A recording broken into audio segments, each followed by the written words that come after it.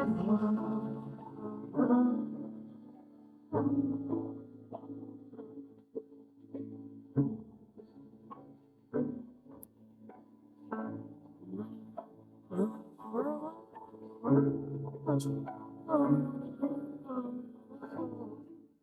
and welcome to the Together podcast. We are your hosts, Mike Elliott and Courtney Wren. This is the place where we love to dive into the juicy terrain of conscious partnership and conscious parenting. Really exploring the relational space, the together space. And then today's episode is Mike and Courtney exploring a pattern. In real time. In real time.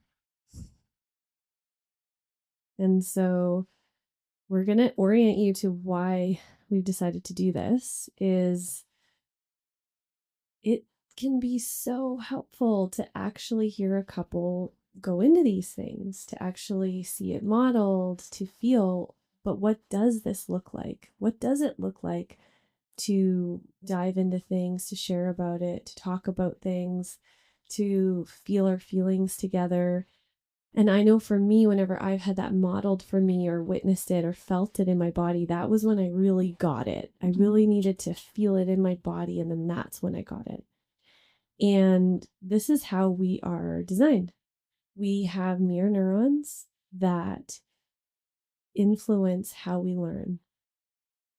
When we learn things from our minds, that can be helpful. We can integrate it. But really, true integrated learning is when we really get to feel it happening in real time. We get to witness it in our whole body, and our brain gets to take in this new way, and then it changes us. And I know I've been taking, I've almost finished the Fresh Start course with Gabor Mate and Daniel Mate. I've actually been doing it by video, and my parents have as well. It's about having relationships with your adults, as children and parents. And one of the most powerful things from that course that was so refreshing and so helped this topic land so much deeper in my body was in real time, Gabor Mate and Daniel Mate sharing, processing in real time, on stage. This is what's coming up for me. This is the story I have about you right now. And they're modeling it. And so, yes, they're teaching in it, but they're modeling it, they're embodying it, and the real human, imperfect way, right?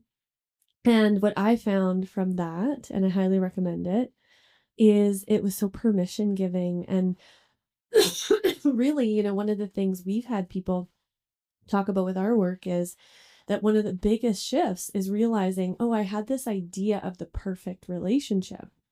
And it's actually so much different than what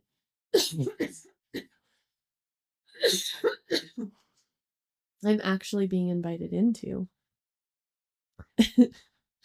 Sorry. I breathed a hair in. Ooh, I know. uncomfortable. It was intense. While talking about patterns, it kind of feels that way. Whew. Yeah. And that's what I found in this Fresh Start course is it took away this idea of the fairy tale and made it more real and more alive and dynamic. And the relational space is real and dynamic and imperfect. And we can go through it in a more conscious way. So Mike and I are being vulnerable. We're going to go into processing a pattern that's alive in our life that we haven't sorted out. We've sorted out layers. There's just more layers to be added. It's ongoing. And one of the things I want to speak to, because I think this is really important, and again, a strong foundation of Mike and I's value and what we want to bring to our work, and is when we are leaders, facilitators, people who really guide, it can be more vulnerable to admit and let people feel us in the parts that we aren't clear about. More vulnerable to go into the parts where, I don't have clarity to teach on that, or I'm not sure what's happening there.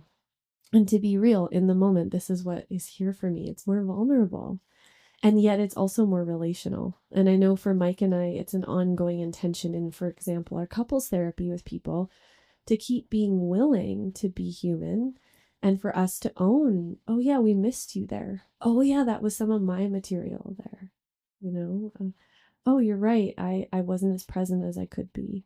And that practice of again and again equalizing human to human, and the vulnerability in that. It's so much easier to speak to things that we're the expert on.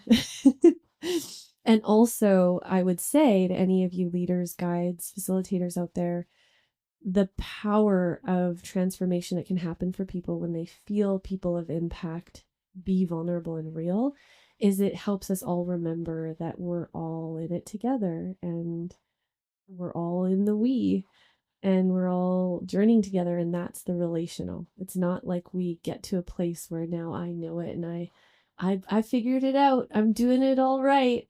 Yeah. It's a process. It's an alive process. Yeah, there's still a seat at the circle. And I think this is what Courtney and I are passionate about also, is allowing that safe space for the people who are in those leadership roles. They're of high impact, they're maybe well known, and where that voice can sneak in of, oh no, if anyone knew this shadowy human part of me. And so what can happen is like wanting to hide that piece, but then it gets bigger, it gets messy. So what we're really passionate about, what I found so helpful with our clients, with our listeners, when we're approached, the feedback is, whoa, you guys went there. You guys talked about that thing. I can't believe you said that on the podcast. That was so helpful. That touched what's true for me. And that vulnerability is so, that's the medicine. Yeah. And this is what I feel we're really being invited into in this new way of being human, this new human, and how to be new human in relationship is how can we drop all our defense mechanisms and expose our realness? Like, yes, there are places Courtney and I have figured out. There's rhythm, there's health, tools and there's skills, tools and communication that goes really well. And there's days where we're less resourced and we're tired and stressed about something. And then the conditioning sneaks in, triggers happen, unevolved parts come spilling to the table. And this is what we want to go into now. It's like go into some of those places. Oh no, mine's not because I'm under resourced. It's because of something you're doing. Prime example. Just joking. Here we go. We're in there. Just joking. Yeah. Just joking. Yeah, I feel like it's a good segue. So, yeah, why don't you explain for our listeners a little bit of the pattern that we're going to go into today? Yeah. And we might see it a bit different. We're going to dive into a place in our relationship where I think any of you that have followed us taking in any of our stuff, we talk about this. Mike and I are fiery warrior beings, I say. We both have a very strong warrior spirit, which is part of the beauty of what we bring to the world. Part of how we're able to hold each other accountable in a really beautiful way. But also there can be this fiery place where we're, having power clashes. And we want to go into there. One piece What's going on there? I also wanted to add that that's why we're doing this podcast. Like the gift of our warrior essence is we're here doing this, and we're going to keep doing this, and we're here to support couples so that we can go into those sticky imprints. Like our warrior aspect of self is what's allowing us to do the work. And there's a shadow side. Yes. Which we're going to explore. Yeah, and sometimes it can get a little spilly in there. Sometimes a lot spilly. Yeah. Okay. So how do we want to start there? Well, I was thinking of maybe pausing and both of us tuning in and maybe tuning into that pattern in ourselves. I'll tune into your pattern there.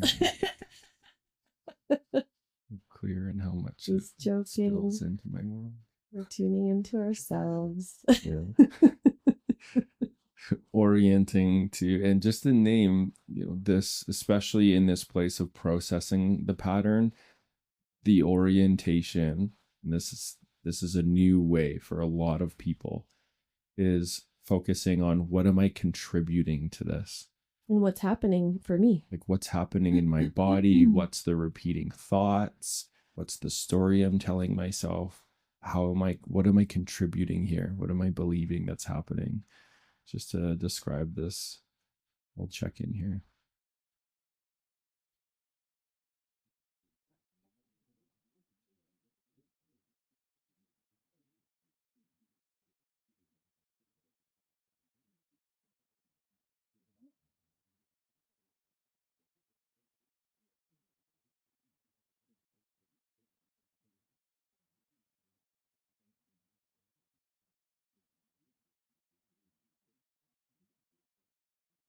So I'm tuning into my body, I'm tuning into thoughts, sensations, feelings.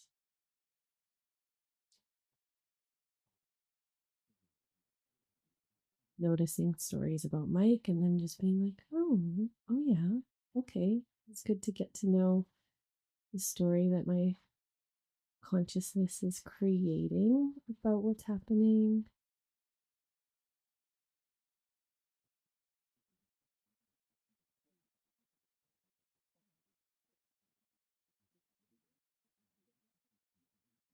And sweetie, I wonder, let me know when you're ready. Ready? Would you like to start or would you like me to start? Just to share. Yeah, I can start. Okay. So there's this place in Courtney and I's relationship where my preference, I'll talk about my preference first. My inner preference is not all the time. A lot of the time, I prefer her in her feminine, soft. Could you say you? Could you talk it to me like you? Oh, yeah. Yeah. Is that okay if Yeah, we totally. put it on that level? Yes, please. Thanks for the you're right. Yeah, so there's this part where I have preference that you're in your soft, compassionate, patient, understanding version of you. Slow, receptive. That's my preference.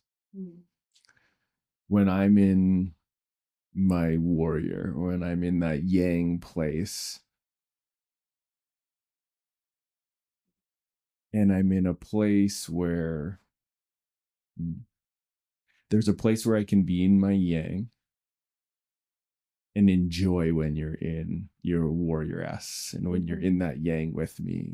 If I'm feeling really confident, stable, and resourced, I love it. I love that we get to dance there. I love that we get to co-create and be in that passionate, sexual, sensual, exciting, adventurous place. The juicy pattern part of where things get triggered is if I have insecurity online, if I'm under-resourced, if I feel your pace is going faster than mine, and that stress, and it brings up anxiety.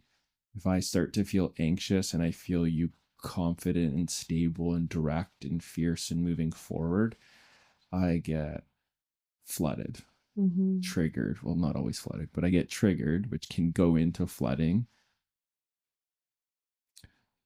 The sensations start off as anxiety, then it goes into a bit of heat and aggression and reactivity, where the story in me is that you believe I'm inadequate. Like inside of me, I feel inadequate. Like that's where it's actually coming from, is insecurity. I feel inadequate, feel really vulnerable in what I'm doing.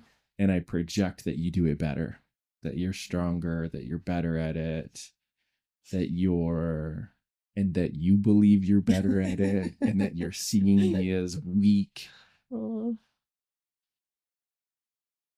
Yeah, that you see me as weak. You won't be, the story in there for me is you won't find me as attractive if I'm in the vulnerability and you're yanging better than me. Yeah.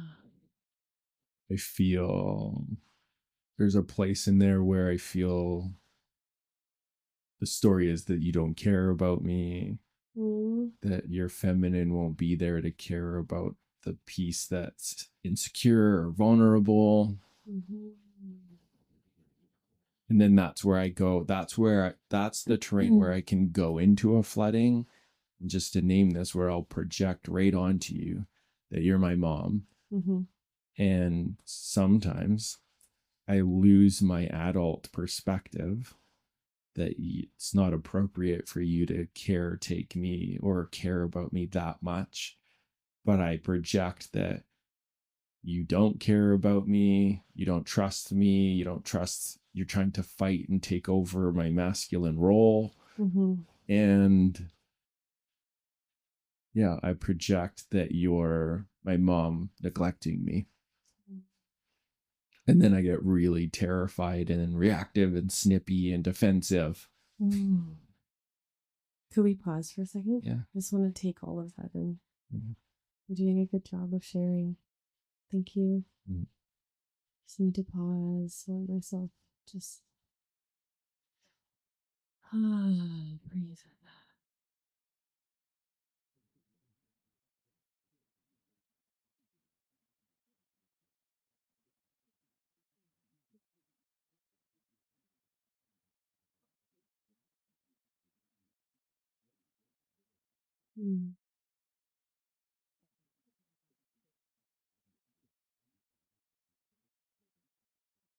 What's it like to share that?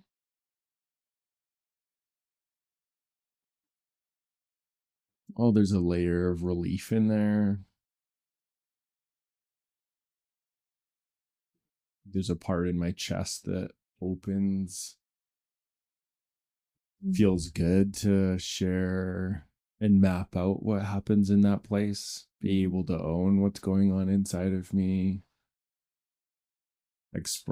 Feels good to also express to others the humanness that lives in me in those places. And then it's vulnerable. There's like a tenderness of there's a place that comes up there like, oh no, did I hurt her feelings? Is she okay? What do others think of me? Yeah. And I want to, I have a few things I want to reflect back and also validate some of what is happening on my side. But I have a question first. Can I ask you the question? Yeah. So the question is, so is it that in that moment when it starts to get really intense, are you wanting to fight me to prove something, or is it to try to get me to go back into the role of supporter, the feminine supporter? Depends on the situation. There's times where, there's a part that I know about my nature and I like to do things on my own. So there can be this one situation where we're co-creating or you're in there too and you want to do it together. And I'm like, I want to do it myself. Yeah. And back off. Like there's that one part. And then there's another part where when there's more vulnerability, I'm wanting you to be more of the caring role. And so is it through aggression? Like, is it through the aggression that you're trying to bring that? To reassert yourself as the one in charge or as the one in the way? I think it starts off with a little bit of stonewall. Yes. Avoid. I pull back a little bit first. In fear of being seen as weak in the vulnerability. Also because there's a place in there where I don't have full context of the part. I don't know how to ask for what I need because that's not something I really practiced or was modeled growing up, that I can just go ask for what I need if it's a hug or some reassurance. Yeah. So my coping mechanism that I adopted was, well, my needs don't matter. Mm-hmm. The story inside of me that's very common is I'm a slave. Just shut up and do everything for everyone else and don't ask for what I need. Yeah. I'll have to find that somewhere else, get it. You'll often say that one. Oh, yeah. Yeah. Okay, I'll just be the slave. Oh, yeah. Mm. And then I feel shame when I say it. But that's the inner story. That is the inner experience, is I feel trapped and as if I'm a slave. And there's a layer, we've talked about this, but there's a layer of nice guy in there where I'm overextending and trying to caretake. And there's a part where I'm just needing to ask for alone time and resource a little bit. Need to take some space. Yeah, back up. But when it's more vulnerable, to go back to it, starts off of like withdraw a little bit, feel hurt, which just the name is a bit of a coping. Like there's the unconscious intention there is to attract kindness and hey, what's wrong? Yes. Hey, I care about you. Right. But then if you're in the warrior ass and adult part of like, I'm not caretaking that, I'm like, God. And then I get a bit aggressive or reactive. It's not always aggressive, but I can get a little fiery and an energy of, well, I don't need you. Some ambivalence can sneak in. Yes. This is helpful because I'm learning some things about myself and about like these dynamics of the yin and yang, and the omega alpha is another way, or masculine feminine. It's helping me understand more. Yeah.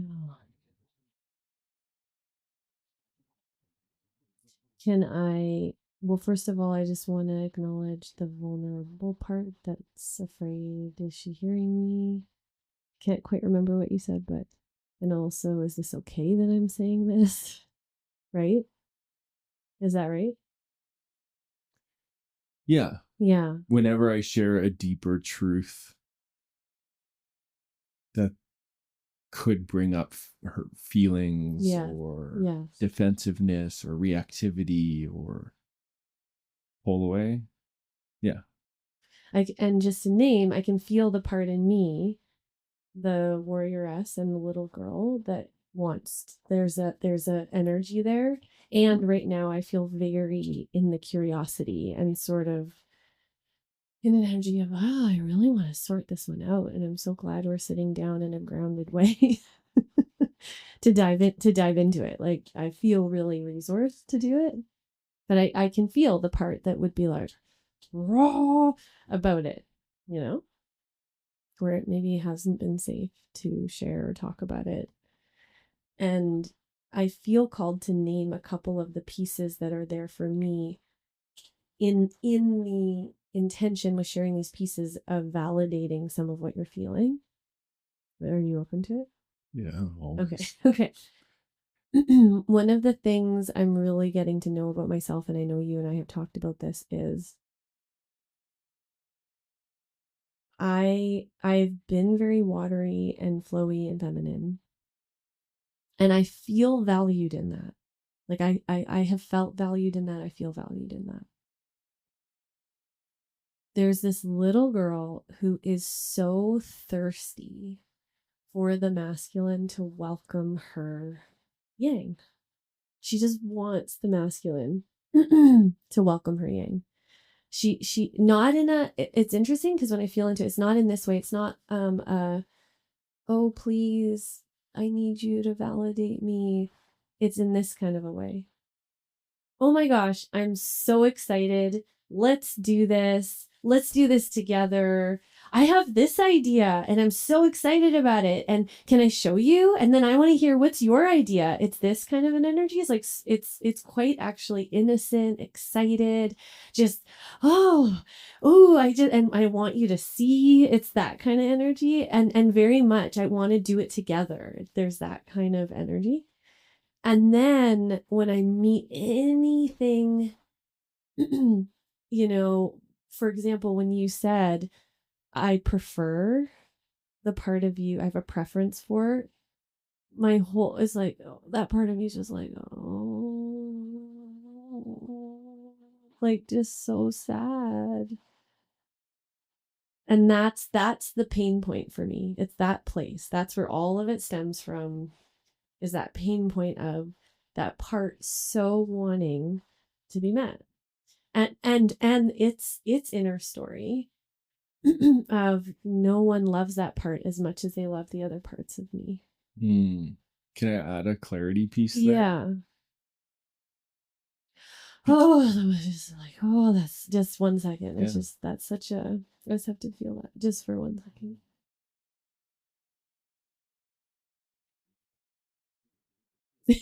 That part's like, I want to be loved too. Yeah. And I want to be equally as welcome, and I want to be equally valued. But then there's this equal part of like, oh, nobody will, it's just the masculine just keeps not loving that about me. Yeah. And that pain is painful, like a pain. It's painful. Yeah. And just one last little thing that she would say, and this is true, and I understand that when it gets triggered, it's not necessarily embodying this, but at its core, it's not saying I know better and I want to do it. It's saying I want to do it together. And then that's part of the pain when I'm met with an aspect that is saying, or a trigger, whatever happens for for you, of, oh, you just think you can do it better, or you just think, that's another layer of the pain. But I understand, because of the wounding and because of the way she expresses it and because of all of that, it's not necessarily coming across that way. So I'm just speaking from the actual core essence of that part. Yeah. That she wants to be seen. Yeah. Yeah. And I feel her so much. I can feel that that's the root of it. It's like that part that's just longing to do it together, and let's be excited together. And you bring your gifts and I'll bring mine. And let's bring the fire and tell me what you want. I want to know what you want. And this is what I think, but I don't agree with that. But what do you think? But that's all welcome. I can feel that. She really, that's at the core of it. Yeah. And then from the pain place, Yeah. And so there was another piece you had wanted to speak. Well, I just want to acknowledge that I can see the places where what lives in me, my insecurities, when they get triggered, do recapitulate that hurt and can't meet you in those places that just want to do it together. And here I am, I'm in my glory and my fire, and meet me here. And if I'm in that triggered, insecure place, I just can't. I'm sorry for the hurt there. Thanks. And what I'm learning about is, well, first of all, I just want to orient too, to name, I know that the root of this really is my relationship with my dad. And my dad would say that he had such a thing of wanting to do everything himself. And so, and wanting everyone to give him space to do it. And that longing in me to be seen in that, just the pain around not having that is really alive and present for me. Because of that, that's where it comes from. And then I'm looking for a new experience now. And so this is where the pain doesn't come from you. It's my past. It's what's coming up for healing. And I really learned to fight my dad. So what I did is, because I wanted to have space for that fire, I learned to fight my dad. Instead of allowing him to do everything for me, or to take over everything, or to, when I couldn't find a way to do it together, then I fought for my own space, and I fought for that, right? And so then that gets triggered so fast, right? Yeah. Which then just, there's the pattern, and then it triggers my stuff where I was met with so much aggression and fight, and then I would just withdraw and shut down, or have to defend myself. So it's the perfect pinging. And a part of me gets confused in that place. There's two pieces I want to speak to. a part of me gets confused in that place because I can feel there's a healthy version of that place. So because I have moments where we go into that place and actually finally something gets said or something happens that actually illuminates things or actually shifts things. We've noticed that sometimes it's almost like in that place, we did need to kind of call each other out a bit. We did need to we did need to kind of come to each other and be like, hey. Yeah. And feeling super shamed by you. This is not okay. Yeah. And I'm saying, no, I'm not okay that you just decide what that is. I want to too. And I've tried saying it to you in a bunch of nice ways and you're not hearing me. Yeah, you know? I'm here too. I'm here too. Yeah. And there's moments of that where it's actually helpful. Yeah. And I can see that in my life I've felt shame about those places, but realizing how many times those places actually were what was needed and it actually helped something shift. Yeah, and to name, that's why I chose you as a partner. Yeah. Because for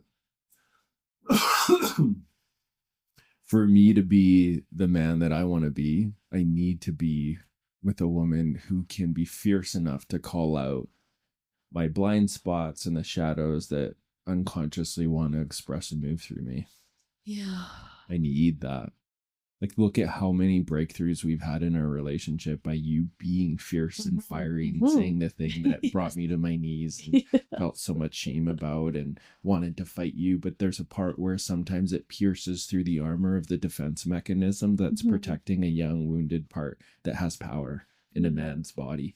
So when you can pierce through that, but also still be loving and own, ooh, wasn't okay that it came out like that. Yeah. So sorry, but there's still beauty and alchemy that happens in it.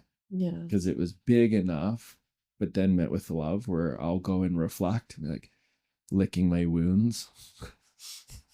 But then so grateful. Yeah. Like, oh, that really, yeah, that is a thing. There is something I'm doing there. Yeah. I didn't really see it before. Yeah, and sometimes it has to be fierce enough to move through. So where I notice I can struggle is that because sometimes it's helpful and because I can struggle to find the nuance in that place a little bit, where if I feel any of that quality in you where you perceive, this is my language, a threat, where you feel like I'm in the yang and you're in whatever insecurity, or then the story that I go into in my head is the story is, oh yeah, his unconscious control shadow, which you could insert my dad here, right? Like the story I would have about my dad. His unconscious control shadow is unconsciously, and that's the thing, I believe it's unconscious in that moment, controlling me, not allowing relationship, not allowing me space. And I just am not standing for that. And that's the story. But then I'm so in that story that there could be flavors, right? There could be flavors of that happening in a moment where that's true. But I lose the nuance because the story is so strong. Mm. Yeah. So I can't feel the layering of, is that true in this moment? Or maybe it's a little bit true, but something else is true. Or maybe, Courtney, if you softened a bit and said it different, something different could happen. But and that's when you say, oh, Courtney's on her white horse. I was just having that thought. That's when I'm on my white horse. And I've got a golden shield. And that shield is like, you will not control me. And it's like, I see, this is the story it has. I see your control shadow and no. And then that's when you say, there's Courtney on her white horse. Big white horse. Which actually is helpful for me. Every time you say it, I'm like, oh, up on that white horse again. But there's still a part of me that feels justified. Oh, for sure. Yeah, because and this is the part I want to get into, because this is the part that's starting to heal in me and that I'm starting to understand more. And I don't know if anybody listening knows about Alison Armstrong, but in love with her work, devouring her work. We'd love to have her on the podcast. But one of the things that she's teaching me, and actually I've been learning this from Justin Pierce and London Winters as well, is about this dance between the masculine and feminine, or you could say the alpha omega or the yin and yang. So the dance. And that there is something when you are in that place, Mike, where you are wanting to execute something and you're feeling vulnerable. There is a health to you looking for me to be the support. Alison Armstrong calls it the supporter enhancer. And there's a place where I am emasculating you when I see that that's happening for you. And I'm like, I can do it. I'll do it. I've got this. Unconsciously, I didn't know I was doing this because the little girl was like, let's do it together.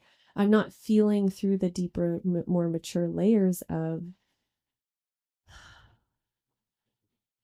not cutting you off at the knees, basically. So there's an aspect of you that's angry at something that I am doing. Yeah. Thanks for saying that. Yeah. That's it. Does it feel helpful that I'm becoming aware of it? Extremely helpful. And I have felt that online more.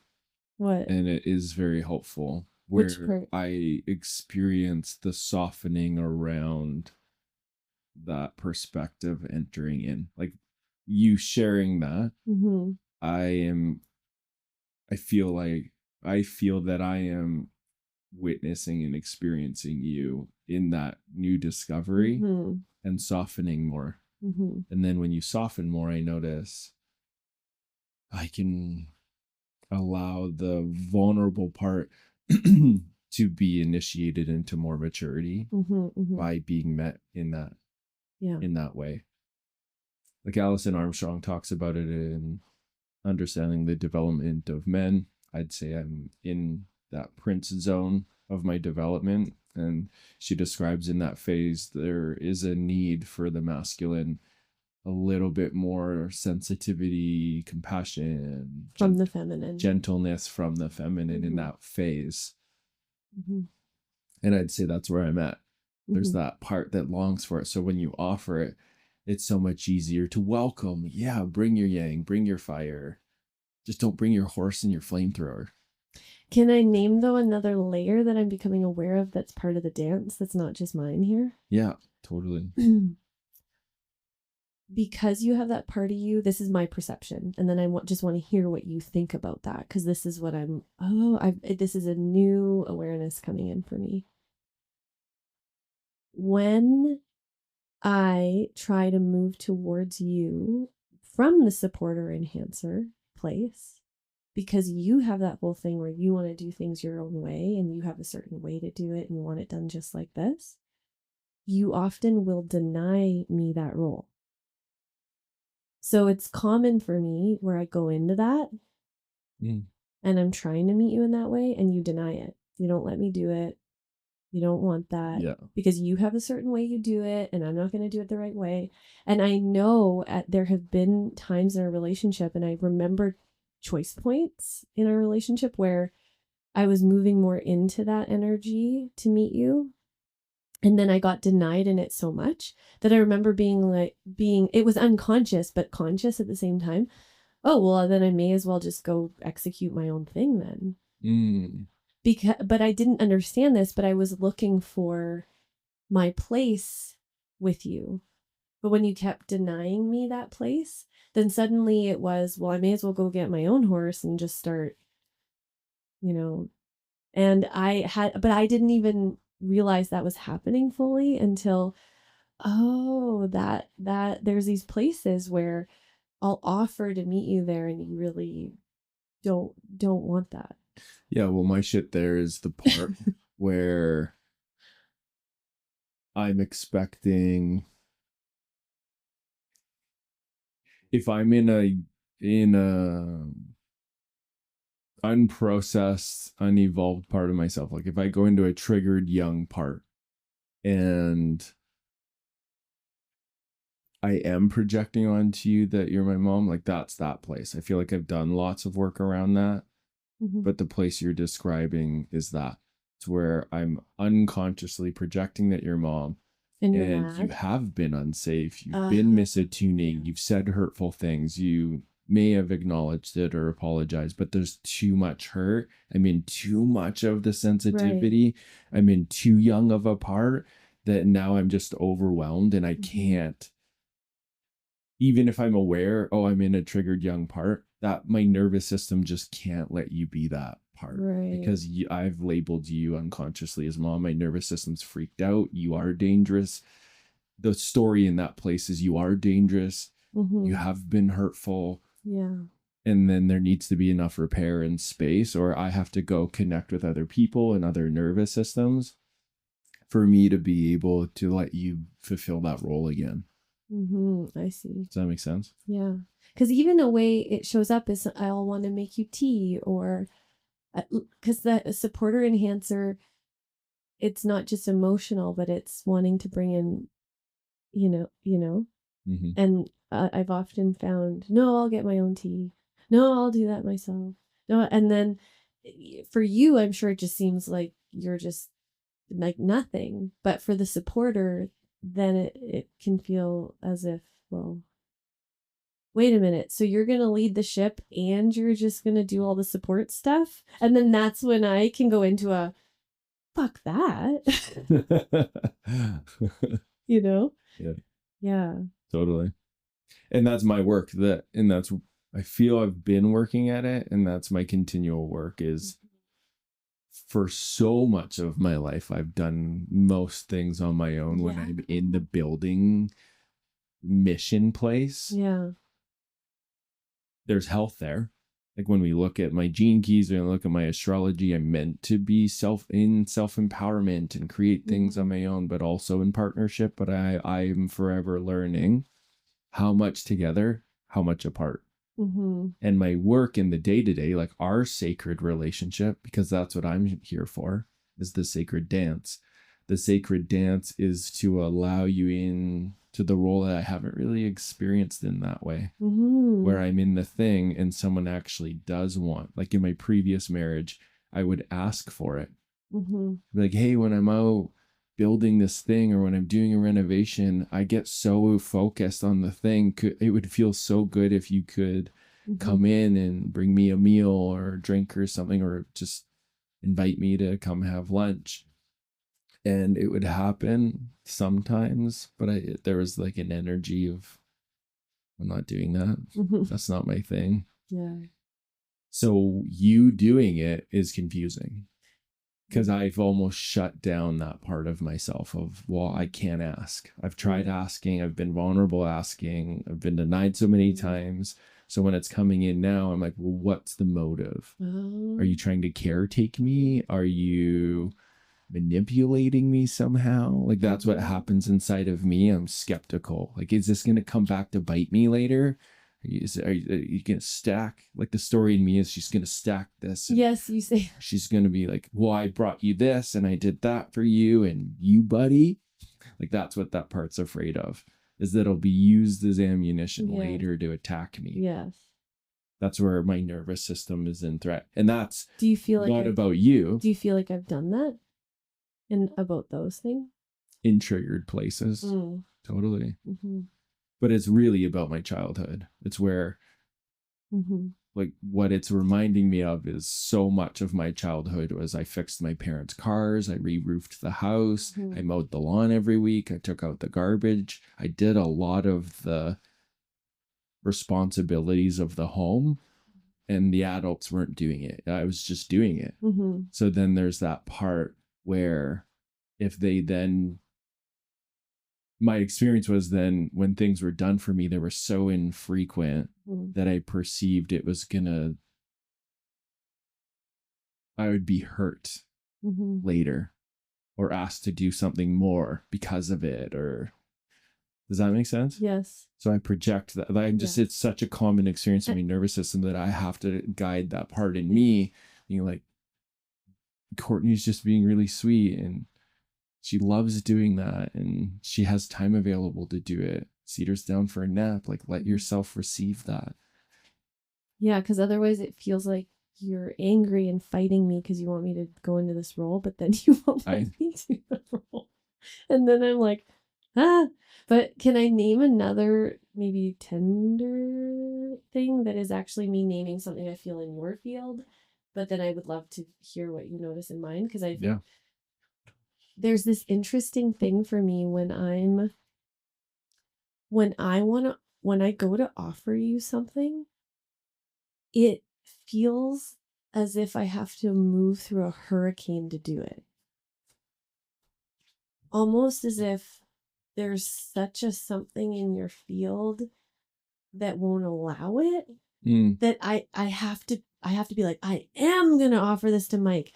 And then some of it is what you're doing, but most of it isn't. It's literally an energy in your field that makes it hard to do. Mm-hmm. So if I do it for anybody else, it's not hard, but it's really hard to do it for you. And I've been aware of this and been really, wow, this is in your field. This, you know, and I so then it perpetuates it, because then, you know, your people unconsciously don't move towards to offer it or resist it, or, you know, this kind of thing. And it's taken me a while to get the hang of how to work with it. Mm-hmm. And I have to go really slow. I have to literally feel the field and be okay, here's this place where Mike wasn't met, and where maybe lots of people in his lineage weren't met. And maybe there's even an energy that's saying, no, don't do it. And I'm breathing and I'm feeling, and okay, I'm going to rub Mike's body. And like, I have to really work at the new pattern. Yeah, absolutely. Because it's so strong. It's so strong in me. Oh my gosh. And I feel grief and sadness and moments of shame about that, because there's It's not your fault. Many people in my life I can see it. I can witness that there's been hurt of, I'm trying to do the thing. I'm trying to offer it. But that's the impact of, you know, being stripped away from my biological mother day one of being born, and then losing my grandma as my primary care at 14 months. Like, losing what felt so good in such a young stage of development it's taking time to unravel. Mm-hmm. So I apologize to all the people that have been doing the thing, but my system can't let it in. The defenders are there. I can't feel it. And just so you know, I'm so grateful that you do offer that in, and it's healing, it's softening. There are places where I'm watching, I turned, I was like, oh, thanks for the, or I ask, hey, could you make me a cacao drink? And I'll actually ask now. Invite you to tend, hey, could you rub my back or rub my body right now? That would feel so good. So thank you for being willing to look at what my imprint is and move through the energy to not replay it, to rewrite the story. I'm really grateful. Yeah, and I've definitely played out the pattern there again with this power thing of, wait a minute, I just worked so hard to move through that, and then now you're not even noticing it. And then it's like imprinting that experience of people being mad at you. I was like, and I'm sorry for that, where my stuff gets in there, my righteousness or my. So there's a part of me that's curious about action steps to do something different. And what I'd love to hear what your needs are. One of the things I'm thinking that I will do different in this place is have a curiosity around when that's happening, to sooner in the trickle down, like before it becomes such a power struggle, to soften and move towards supporting you. And though I'm curious about how to not abandon the part of me that's also needing, you know, because I think in the past I thought, well, then it means I'm abandoning the part of me that has a fucking amazing idea and wants to do it. Yeah. Like, I don't want to sit on the sidelines and not get to bring that.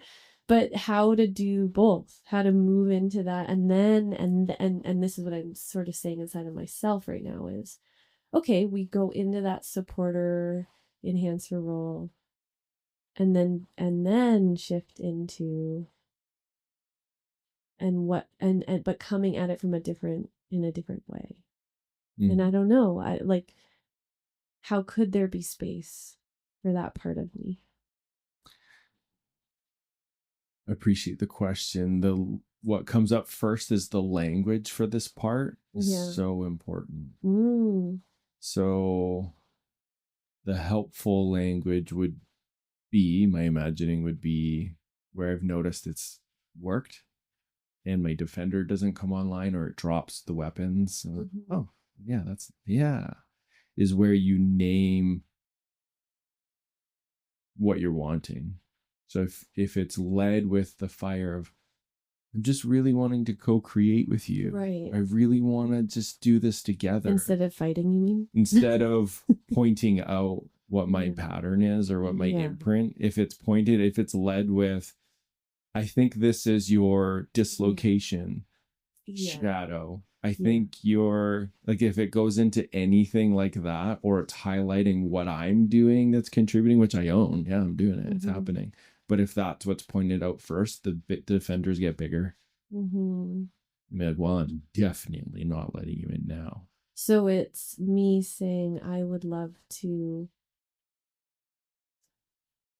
it would be softening, moving into supporter, then sharing, I'd really love to do this together. And I have some ideas I'm really excited about, or something like that.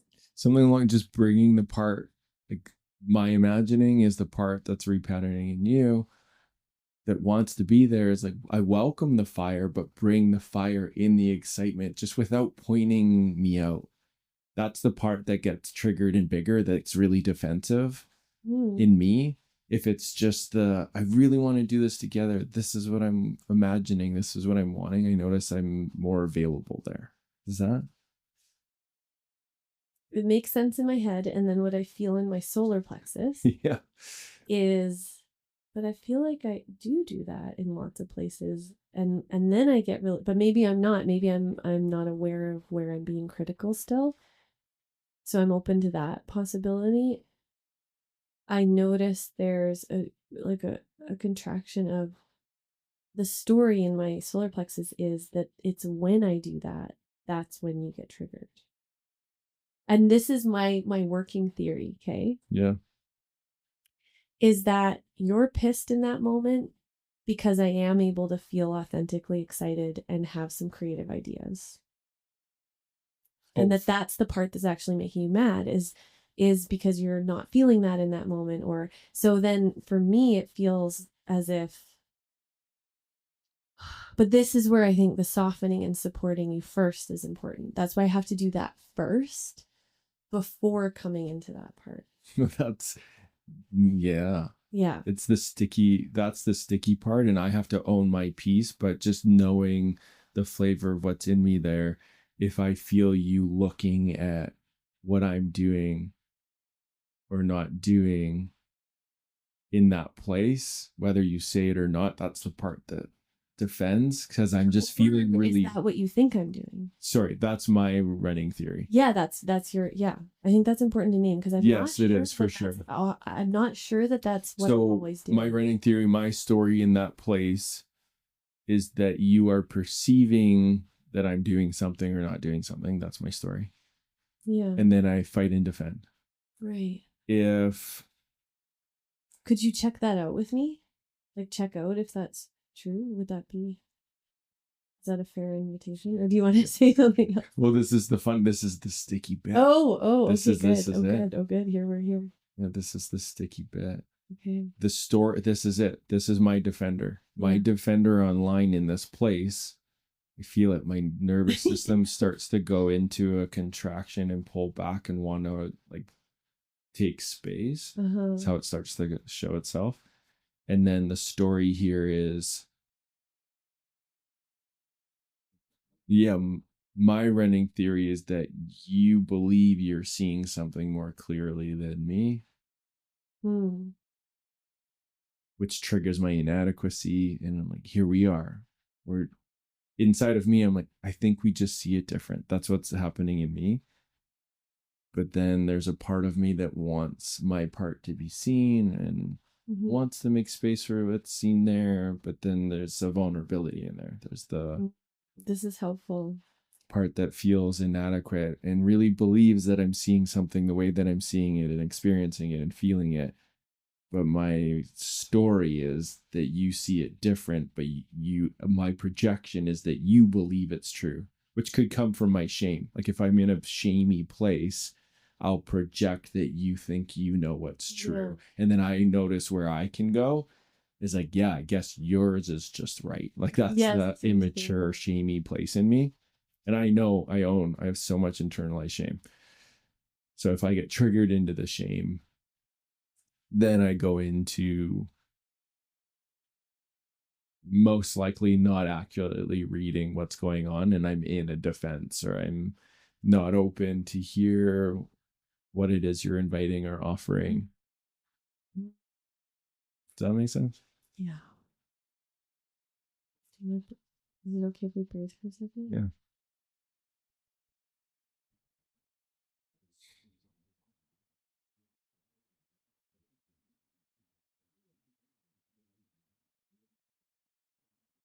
It's helpful for me to hear you name what's happening because I'm having some aha moments of it, and going slower is helping me feel where I get hooked into our shared spiral.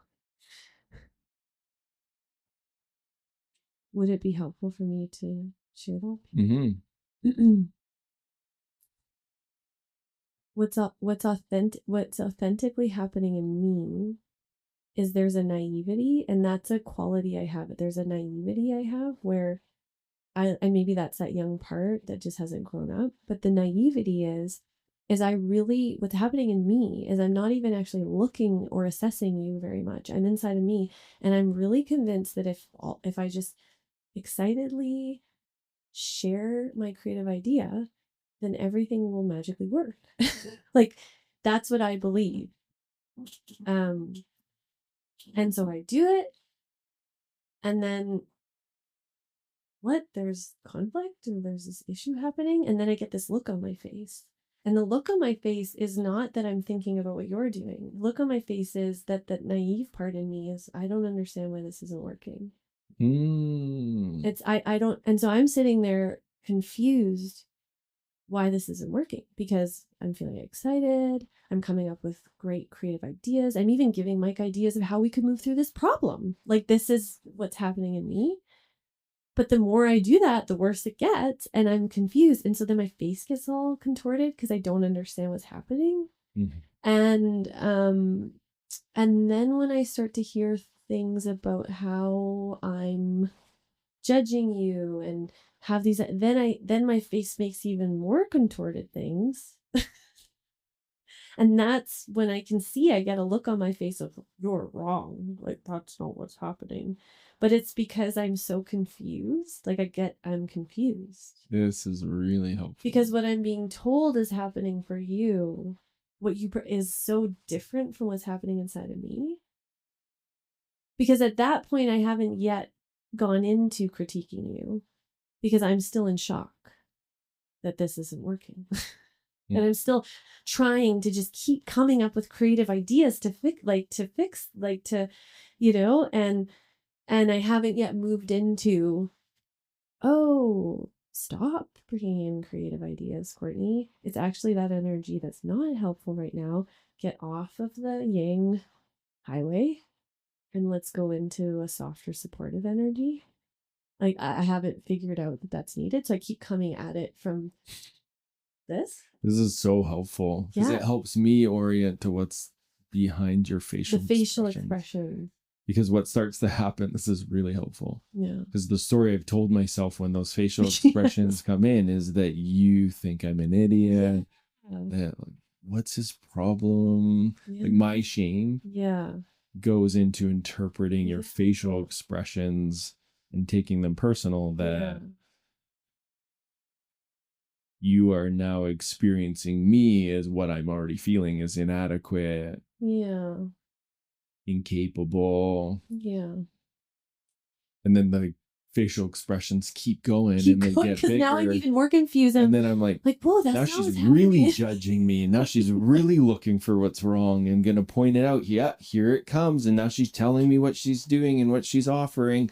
Well, and this is where then I do start to judge and get critical, is when I go, this is my critical is, but I'm coming up with creative ideas right now, and I'm trying to be affirmative and stay in the positive energy, and you're not. You're collapsed and you're just saying all these negative things. But now I've joined in the now you're saying now I'm doing it. The kryptonite. Now I'm doing the thing. Yeah. Which, now you're pointing out my now you're pointing out the thing. Now it's getting bigger. Now now I'm in the old story. Fuck, here it is again. Now I'm really pissed. Now I really need to get out of here. This is helpful though. Thanks for helping me understand what's happening in your face. When that's happening, I wouldn't have imagined that. That's what, I wouldn't have imagined that that's what's in the beginning phases of that exchange. So that I notice brings in me is a bit of relief that I have more clarity of what's happening for you. Because then the adult in me and the masculine in me, remember that thing about her? She's just excited and she's a bit naive and wanting, she's excited and bringing more ideas. She doesn't understand that you are experiencing this as inundating, and that she sees you as inadequate, and that's right. I don't figure it out on your own, and that she wants to do it for you because you're not doing it right, or that is what I think, or that's what you think. I think that I'm describing the process of how to parent that part in me. That's right. That he's believing, that young part in you that is believing those things from the level of internalized shame that I carry, from the inadequacy that I can go into. Okay. So when you explain what's happening, anytime you can explain what's happening on your side that counters my projection or my story about you in the right timing, is so in a grounded place. Sometimes I try to do that, and it's not the time.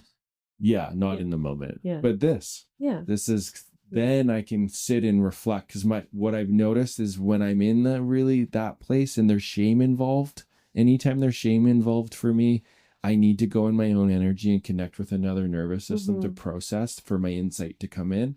Then when my insight comes in, I feel empowered. I feel my adults online. I feel stronger, more capable. But if I'm in a place where I can't feel my adult, and then things are moving and I perceive them as moving too quickly, I'm just in my flooded imprint. I'm like, I'm being inundated. And that I'm unconsciously emasculating you. And that's the part I need to coach my younger part around, is my adult needs to come in and be, hey, Courtney, relationalness, and this other way. So could I make a request before we end? Because this part is like, but wait. Yeah. But how are you going to make sure to acknowledge me? Yeah. How are you going to? Absolutely. Wait, please, can we? Yeah, absolutely.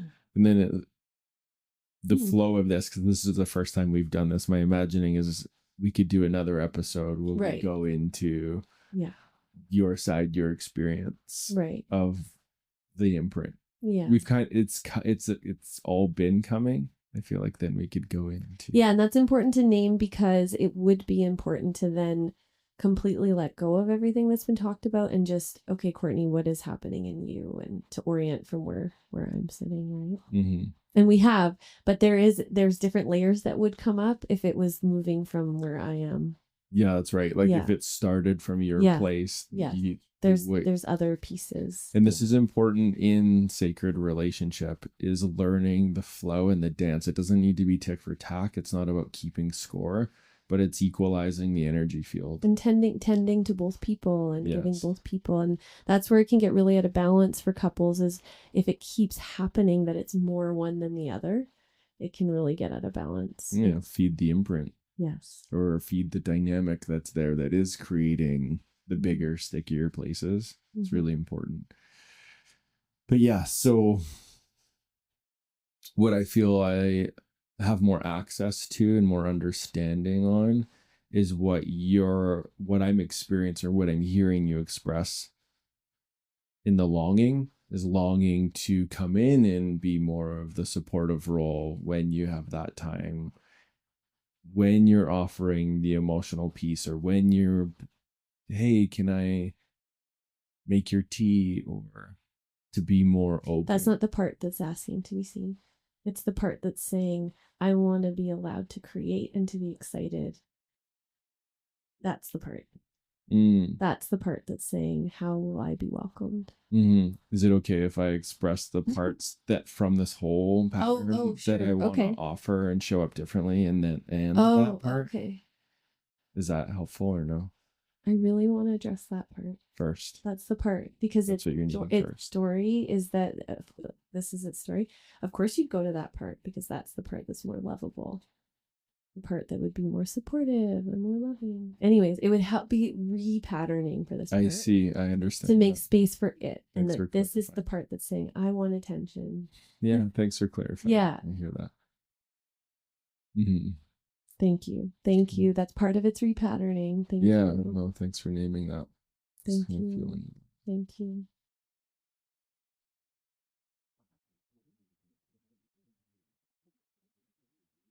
Yeah, so I can feel the part where I can show up different in those places now that I have the understanding of what's happening on your side. My intention, what I'm committing to, is parenting that part of me when that comes up and acknowledging how you are bringing in your ideas and how you're excited to offer co-creation in that place, and you're wanting to connect and the fire together, and just acknowledging you in that. And if it's alive for me, just naming, I really see that that's what you're bringing. Thank you for bringing that. And I've got shame online, or I'm feeling really, I just need a moment. I need to maybe go stand outside and put my feet on the earth, and then I want to meet you there. Yeah. I want that too. Yeah. I just have stuff coming up. Like, I want that too. And then I'm just triggered. And could I make one more request that it could be fun and maybe would help it be that there's not the trigger? Is I think this part would really benefit from us deciding on a project or a thing or an adventure we go on where it gets to be in that more. And that the whole intention is that I get to be almost like letting that part be like, oh, and I have this idea, and that you know that I'm going to be in that, and that the intention is to help it feel welcomed. Oh, I'd love to offer that. And then maybe, and this is, Alison Armstrong talks about this, is intentionally setting those roles, because then it can be received different. Because in that, you would almost move into more the supporter role to help me heal, like, oh yeah, let's make a container where I'm going to support you in being in that. Yeah. And that would feel, I think that would help soften the part that wants so bad to be met there, so that it can become more relational, because it'll feel like, oh, there's a place where I feel being met and received. Love to provide that. Okay. Yeah. Oh, wow. This is the best part about conscious relationship when we can slow down, is getting to, there's always a way through. There's never, ever a place that there's not a way through. And we'll say that to couples when they're convinced there's no way through this. He thinks this, I think that, da da da da. There's always a way through, but we have to slow down enough and feel through the layers. And well, just to name and acknowledge those parts, and this is what we educate our clients on, is when they're really young parts or immature parts, they're very black and white in the nervous system. Yes. And then once that fight, flight, those survival pieces of the brain start to take over, and we lose that prefrontal cortex, that executive function to see the bigger picture, it is really believable. It's really believable that there's no way through we're never gonna get through this place. Yes. It's unhealable. They're stuck where they are. I'm where I am. This is what's actually happening. It'll gather all this evidence. It's so clear. It matches the thoughts, the feelings, the stories. So that's a bit of what plays out there. Mm-hmm. And just, oh, great. That's a young part. Yeah. But what's actually true is there's always a way through. There's a way through when we find our way together. And this template of you, me, we. Yeah. What's happening for you? What's happening for me? How can we find a way together? And thanks everyone for listening and, just watching our imperfect process. Witnessing us in our humanness. Yeah. This is what happens behind the scenes. Yeah. We're working through patterns. Yeah. Thank you, sweetie. Yeah. That was really helpful. Yeah. Really helpful for me too. I'm excited to see how this integrates. Yeah. And thank you all for listening, witnessing us in our vulnerability. Yeah. So grateful for you tuning in as always. And if you really enjoyed this, go up, give it a 5-star rating, leave a review, go on our Instagram, shoot us a DM. Mm-hmm. What came up in you here. And yeah, we'd love to hear that. Till next time. I love you.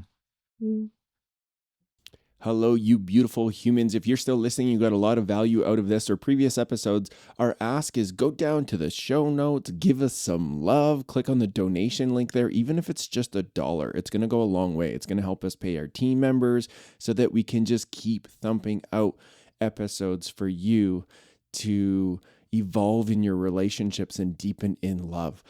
This is what we're here for. We're going to keep doing it regardless, so there's no pressure. It would just really help us out.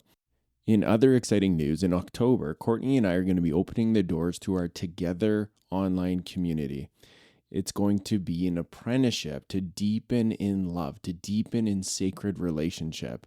And within this community, you're going to be able to curate your entire experience based off of what you're needing. You can come and join the Together community itself, or you can branch off into the additional, Sacred Dudes mentorship, which is for the men, and there's going to be a Holy Mama mentorship that's for the women. You can do just those if you want, or you can do all three. You get to create the experience that you are needing specifically in your life right now. And so if this is something that's hitting you right in the soul, right in your heart, and you feel chills or you're getting some sort of ping that you need to be there, I want you to go down to the show notes, go click on one of our emails, and shoot us a quick little message saying you want to be on the wait list, and we will add you to it.